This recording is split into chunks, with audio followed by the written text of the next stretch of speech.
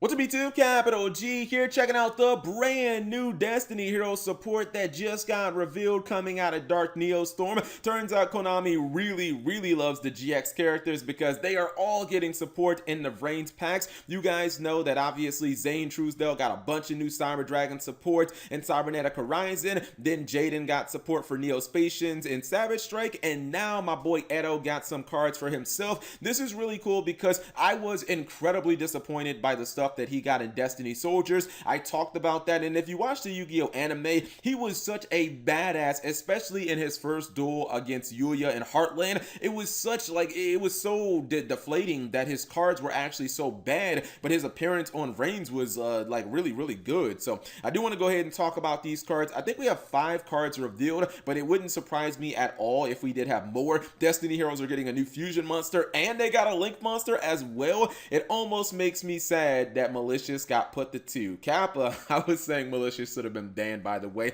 Anyways, let's go ahead. Start things off with Fusion Destiny. Destiny Heroes have always been missing kind of like a fusion card. The card they got in Destiny Soldiers was a trap, which I said that card was fucking trash because of that, and this card is significantly better. It's a normal spell, and it's a hard once per turn. It says fusion summon one fusion monster that lists a Destiny monster as fusion material from your extra deck using monsters from your hand or deck. So we got the Shut Off Fusion clause as fusion materials, but destroy it during next turn's end phase. For the rest of the turn after this card resolves, you cannot special summon monsters except Dark Hero monsters. So Konami even left you the door open to go into things like Dark Law and even Link monsters. So I think that that's not that bad. Obviously, this card is significantly better than what Destiny Heroes have been working with before. Fusion summoning has never even really been like a viable strategy when it comes to like competitive D heroes. Now I think that it definitely is, because keep in mind this can send Malicious and Disc Commander straight from the deck to the graveyard. You can get those guys online. Disc Commander is actually quite playable now thanks to these new Destiny Heroes and like all this new support, and even the destruction clause isn't that big of a deal because the new D Hero Fusion monster, which I'll talk about next, he actually will trigger when he is destroyed by a card effect, which this card will obviously do. So I kind of think that this card is pretty good. In the past, especially the fusions from Arc V, they were pretty terrible, like Destiny Hero Dangerous and the other one like Dystopia, but this new fusion guy we're going to talk about, he is so much better than all the other Destiny Hero fusions of the past. This is Destiny Hero Dominate guy. It's a level 10 Dark Warrior fusion monster, 2900 attack and 2600 defense. He requires any 3 Destiny Hero monsters to summon. That first, at first that kind of sounds like a lot, but again, if you're going to use your fusion Destiny, it's really not, because you're going to use monsters from your deck. The first, second, and third effects are all hard once per turns. Did I say that he's Dark Attribute and a Warrior? You guys knew that anyways. Let's see. First effect says during your main phase, you can look at the top 5 cards of either deck and return them to the top of the deck in any order. All right, got a little bit of a spiral drone type effect there. Not only can you stack your deck potentially, but you can constantly, or you could technically disrupt your opponents, because if your opponent is going to top deck something good, you can instead of them getting like an evenly matches their 6th card, you can actually give them like a hand trap that might be dead, or something like an impermanent, something that really won't matter if you've already got your established field. The second effect I really like. It says when this card destroys a monster by battle, you draw 1 card. That's really cool. Doesn't have to send it to the graveyard, doesn't have to do damage or anything like that, just has to destroy it. And definitely a very easy effect to trigger when you're talking about a 2900 attack monster. Third effect says if this fusion summon card is destroyed by battle or a card effect, keep in mind that Fusion Destiny will destroy this card by a card effect, so this effect will trigger if you fusion it that way. It says you can target 3 level 9 or lower Destiny Hero monsters with different names from your graveyard, special summon them. Now this will trigger Disc Commander, people, so keep that in mind.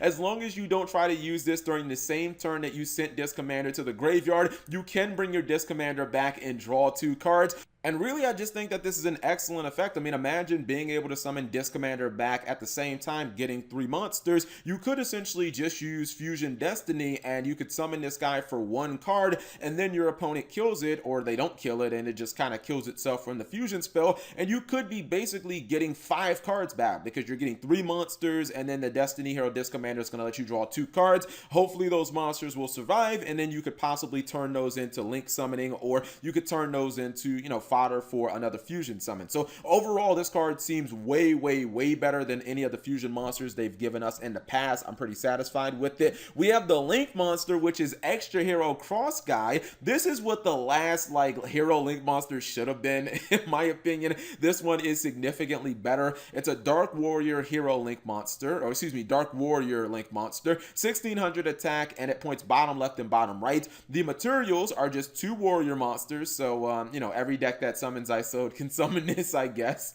The first and second effects are both hard once per turns, and it does say that you cannot special summon monsters during the turn that you activate any of these cards' effects except hero monsters. So this is just what ISO should have had written into it. Like, you activate the effect, only Noble Knights for the turn. Again, we're seeing Konami balance Link monsters in the future. The first effect says, if this card is Link summoned, you can target 1 Destiny Hero monster in your graveyard and special summon it. I love that. They're just giving us so many ways to get freaking Disc Commander out of our graveyard. Do you understand how crazy that is? If you do happen to get Disc Commander in your grave turn 1, and then maybe in turn 2 you Link summon this guy, you pull Disc Commander out, and basically you're getting a monster plus 2 draws. Like, that is nuts. That is really good. Even bringing back Malicious or just any Destiny Hero monster like a Diamond Dude or something like that, that's really legitimate. Second effect says you can tribute 1 Destiny Hero monster, add 1 hero monster with a different name from the tributed monsters from your deck to your hand. This is an effect that works directly with the first effect,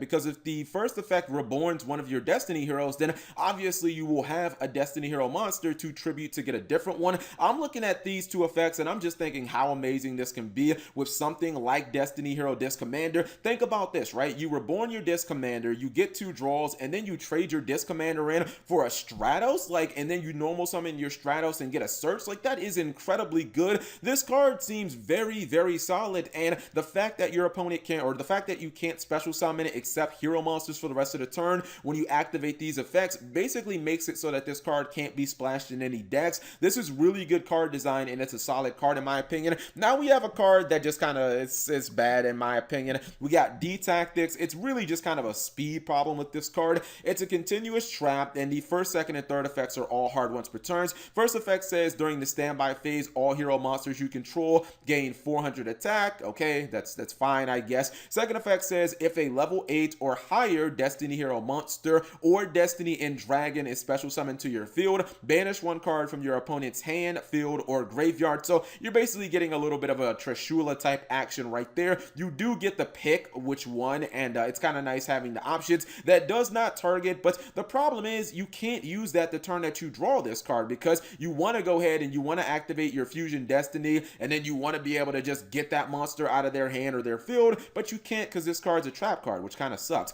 Third effect says if this card is destroyed by a card effect in the spell or trap zone, you can add 1 Destiny Hero monster from your deck to your hand. This is a card that kind of feels like it wants to be Dark Magical Circle to me, but I just think that it's too slow. Like, even if this was a continuous spell card, how many times do you really expect to get the second effect off? Because you wouldn't even be able to get the first effect off, the standby effect, because you'd be in your main phase when you activate it. This was a good idea, but Konami just executed this really poorly in my opinion. Even if you do get the second effect off, which obviously is the best effect, how many times again do you really think you're going to pull it off? Like Dark Magician, they get circle off every single turn because they have Eternal Soul and they can constantly summon the Dark Magicians, but this deck, I don't know, it feels like you're really only going to be able to use it with the fusions, and I feel like that's just too limited. I feel like I probably wouldn't even run this card. The last one is actually a draw monster, very similar to like Disc Commander.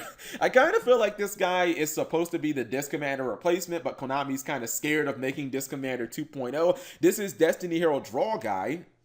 It's a level 4 Dark Warrior monster. It is 1600 attack and 800 defense. The first and second effects are both hard once per turns. The first effect says if this card is special summoned by a hero monster's effect, you can have each player draw 1 card. That's obviously a really powerful effect. Anytime you're getting a monster on board and drawing at the same time, you could potentially have an explosive turn. It does suck having to give your opponent a card as well, but if you're in a position where that doesn't matter because maybe you can just kill your opponents, that card that you give them is going to be inconsequential, and I really have no reservations about how easy it is to activate this card, because we just talked about the Link monster that can summon this card back from the graveyard instantly, and the Fusion monster pretty much can do the same thing anytime that it's destroyed, so you should be able to activate this effect pretty consistently. Second effect says during the next standby phase after this card was sent to the graveyard, you can special summon this card from the graveyard but banish it when it leaves the field. This is interesting because, you know, if you use it for like Exceed material, then you won't obviously have to banish that, and it does mean that if you use that second effect, you can trigger the first effect at the same time,